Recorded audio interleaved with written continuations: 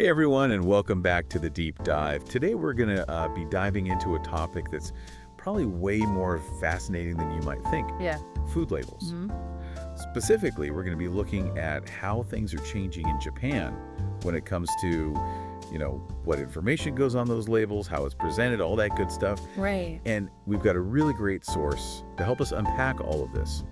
A presentation by a food labeling expert from the Food Communication Compass. Oh, nice. And they really go deep into the regulations and the tech behind all of this and the ongoing debate about how to best give consumers the info they need. Yeah. So if you're at all interested in how food labeling is evolving, well, you're in the right place. It really is a global shift, isn't it? Food labeling in Japan is at a fascinating crossroads right now. Yeah. They've got this long history of really detailed regulations. Uh-huh. But as this expert points out, more information doesn't always equal better informed consumers. Yeah, that's such a good point.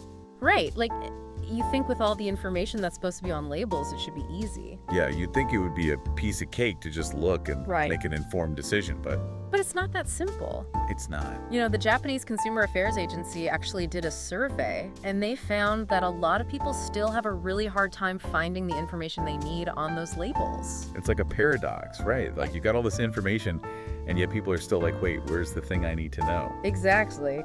And what's really interesting is that consumers themselves seem to be sending kind of mixed messages. Oh, really? Yeah, they say they want more detailed information, but they also want simpler, easier to read labels. So it's like they're saying, give me everything, but make it snappy. Exactly. I get that. Right.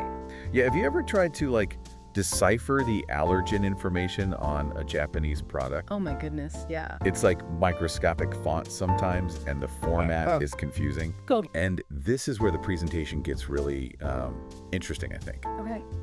Because the expert makes this argument that Japan's focus on mandatory information, all the stuff that has to be on there, Right. might actually be part of the problem.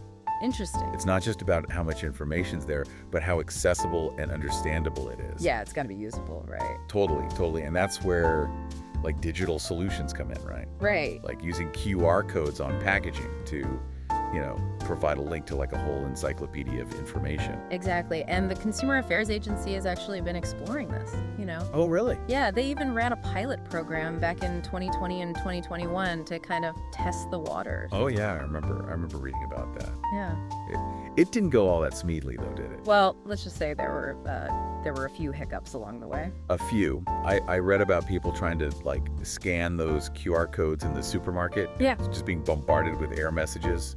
What's going on here? It makes you wonder how realistic this whole digital solution is. Right. Well, it's early days, but the potential benefits are pretty compelling. Okay, what? Give me some examples. Well, imagine, you're in the store.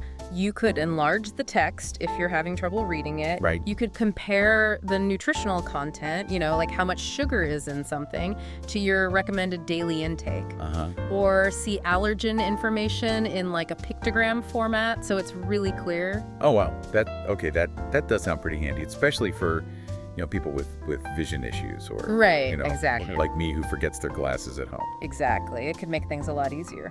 But what about the cost for businesses? This all sounds pretty expensive to implement. Yeah, there are definitely some cost concerns for businesses, Okay. especially for, smaller companies. Right. But this expert suggests that the long-term benefits might outweigh those initial costs. Okay, how so? Well, think about it. If consumers have access to more information that's easy to understand, Yeah. it could lead to more trust, right? More confidence in the products, potentially more sales, more loyalty to certain brands. Oh, that's a good point. And it could also streamline things on the business end, updating information would be a lot easier. So you're not reprinting labels every time something changes. Exactly. That makes a lot of sense. So it's not just about slapping a QR code on a package, There's a real strategy to it. Right. It seems like Japan is taking this pretty seriously. It does. So how serious are we talking here? Well, the Food Labeling Council, which is a pretty big deal in Japan when it comes to food policy, they met in 2023. Okay. And their goal was to come up with a long-term vision for the future of food labeling. Wow. Yeah. And the presentation points out this really interesting shift in focus. Okay, what's the gist? They're moving away from just adding more and more mandatory information. Huh. They're recognizing that information overload isn't the solution. Okay, yeah, that makes sense. Right. Yeah. So they're looking for more effective ways to get information to consumers. And that's where digital tools come in. Exactly. Okay. Because they have the potential to do that so much better. It's not about the quantity. Right.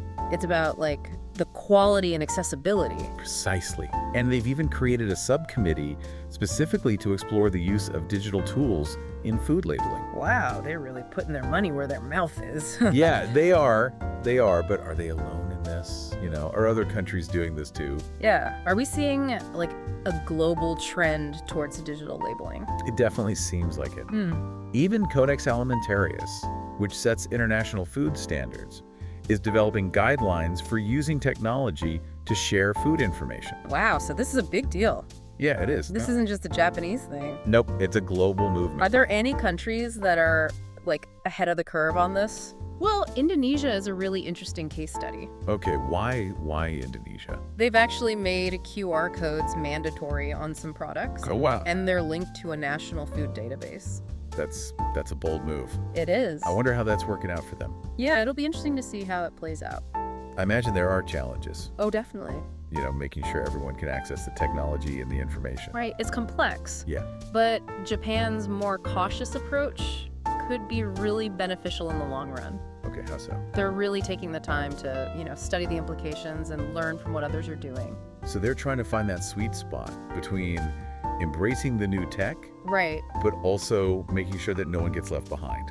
exactly.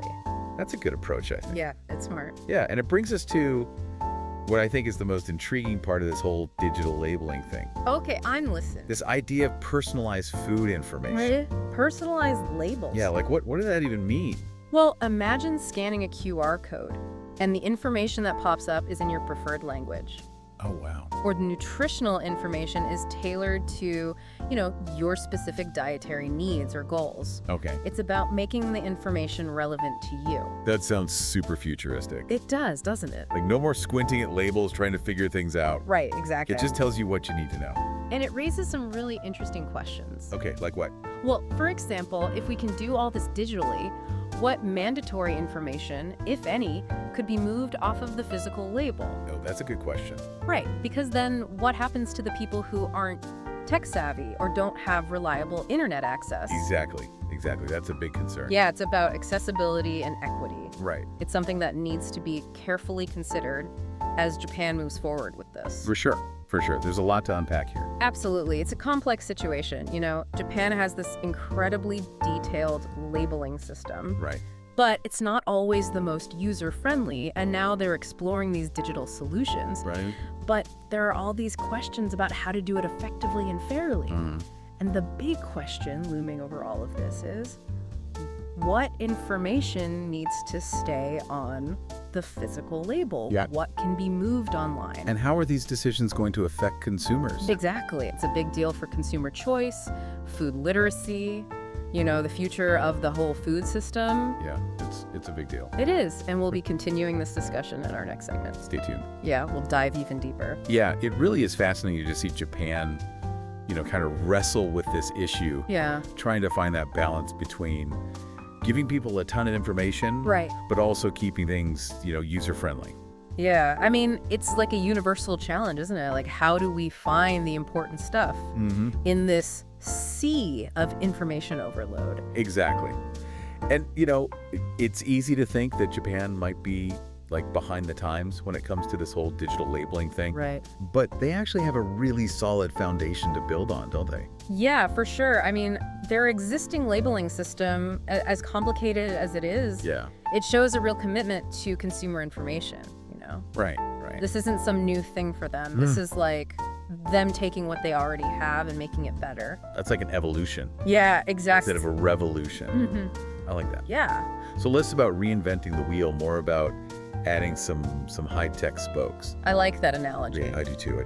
Yeah, and you can really see this focus on clarity and accessibility in what the Consumer Affairs Agency is doing. Oh, how so? It's not just about digital solutions, They're also pushing for clearer labeling in general. Like, remember that recommendation to use larger font sizes for things like allergen information? Oh, yeah. That one really it stood out to me like, it seems so simple, Right. but it could make a huge difference for people. Absolutely. Especially people with, allergies or vision problems. Yeah. Right, right. It's about understanding how people actually use labels in the real world. Yeah.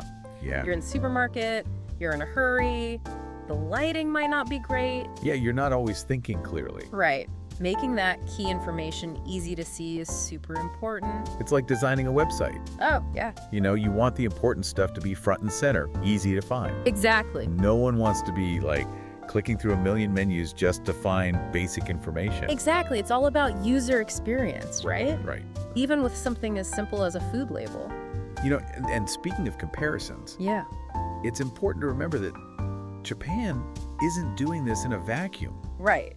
The whole global food landscape is changing. It is. Like Codex Alimentarius developing those digital labeling guidelines, that really shows you how big this is. Yeah, it's like the whole world is realizing that technology can totally change the way we do labeling. Yeah. And as we talked about earlier, some countries, like Indonesia, are already going all in on this. They are. They're pretty bold. Yeah. I mean, it makes you think, what are the downsides? Yeah. Is this creating a digital divide? Right. Like, are some people getting left behind? That's the question, isn't it? Yeah, it's something that Japan seems to be thinking about very carefully. Yeah, it's a balancing act for sure. Yeah. The potential benefits are huge, but we have to make sure that everyone can benefit. Everyone has access. Exactly. Right. And that brings us back to that big question. What information needs to stay on the physical label? Yeah. And what can we move online? It's tough, isn't it?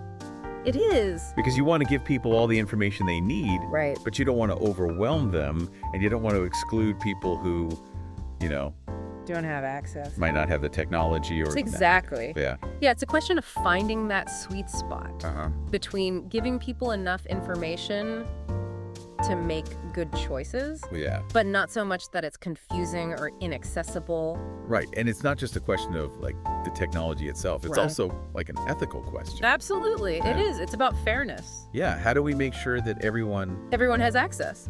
regardless of, Their tech skills. their tech skills or their income or, Right, exactly. any of that. That's really important. Yeah. And it's important to remember that, food labels aren't just pieces of paper Right. or digital codes. They're like gateways to this information that affects our health. Exactly. It affects our health, the environment, the economy. Wow. Yeah. You're right. You're right. That's big. When you put it that way, it really, like, elevates the importance of this whole debate. It does, doesn't it? So where does Japan go from here? Yeah. Like, what are the key things they should be thinking about? Well, as we've seen, accessibility is huge. Okay. We gotta figure out what information is absolutely essential for consumers. Right. Like the stuff they need to know right there in the store. Right at the point of purchase. Yeah, things like allergen warnings, basic nutritional info, maybe country of origin for some ingredients. Okay, so those are the non-negotiables. Yeah, the must-haves. Yeah. But then there's all this other information that could be helpful but not essential. Okay, yeah. That's where digital tools can really shine, Okay. We can provide that extra layer of detail for people who want it Okay. without cluttering up the physical label. Right, so it's like optional, like you can go deeper if you want to, Exactly. but you don't have to. Imagine being able to see, like, a detailed nutritional breakdown or information about where ingredients come from or sustainability certifications, It's like all right there. all with a quick scan. On your phone. It's like having a food encyclopedia in your pocket. I like it. Yeah, and it could allow us to tailor the information to what people actually want and need. It's like, it's not just about making things easier, it's about making things smarter. Exactly. But we have to be careful, Oh, for sure. With any new technology, there are risks. Right. We need to be thoughtful about how we use it. Yeah. It's a journey, not a destination. And speaking of journeys, what role do you think the Food Labeling Council and those subcommittees are going to play in all of this? Well, they've been pretty proactive so far. Yeah. They're learning from other countries. They're running their own experiments. They're bringing in experts from different fields. Yeah. So it seems like they're committed to making good decisions that actually benefit consumers. So it's a collaborative process. It is. They're not rushing into anything. Nope, they're taking their time. That's reassuring. And it's a reminder that sometimes the most ordinary things, Yeah. like food labels, can tell us a lot about a country's values. Oh, that's interesting. Yeah, it's like those labels are a window into something bigger. Right. You know, innovation, consumer protection, the relationship between food and technology. So it's like those labels are telling a story. They are, and it's a story that's just beginning. Yeah. In our next segment, we'll talk about how digital labeling could affect consumer behavior, Okay. food literacy, the future of our food systems. Ooh, now that's where things get really interesting. Deep. Stay tuned. All right, so we've talked about, how complex Japan's current labeling system is. Yeah. And the potential of these digital solutions. And how this whole debate is playing out on a global scale. But Right. what does it all actually mean for the average person, the person going to the grocery store? Yeah, that's the big question, isn't it? Like, how would these changes actually change the way we shop for food? Yeah, like imagine I'm standing in the supermarket, Okay. overwhelmed by choices, right? Mm-hmm. I pull out my phone, I scan a QR code on a package, and boom, I've got all this information. Yeah. But would that actually change what I end up buying? It could. It definitely could. I mean, think about how you make decisions now. Yeah. You probably look at price. Mm-hmm. Maybe the brand. Maybe you have a general idea of what's healthy and what's not. Yeah. But with digital labeling, you could have so much more Yeah. detailed nutrition facts, Yeah. where the ingredients come from, allergens, sustainability stuff, Right. Tailored to you. all in one place. Yeah, Okay, so it's about giving people the power to make more informed choices. exactly. But couldn't that also be overwhelming? Oh, yeah, for sure. Like, how much time do people really want to spend scanning and comparing things in the aisle? I mean, nobody wants to be doing research in the grocery store. Right, exactly. Right. So what's the balance there? The key is to make the information accessible but not overload people, Okay. right? The digital space gives us the opportunity to go deeper than we ever could on a physical label. Okay. But we have to make sure it's presented in a way that's easy to understand. So it's not just about throwing a bunch of data at people. Right. It's got to be useful. It's about making that data actually meaningful. Yeah, imagine scanning a QR code and being able to instantly see the information that matters most to you. Okay. Like, are you looking for gluten-free stuff? Boom, there it is. Yeah. Trying to cut down on sugar, here's what you need to know. Yeah. You care about where your food comes from. Easy, it's all right there. Okay. Yeah, that does sound pretty helpful. Right. But What about food literacy in general?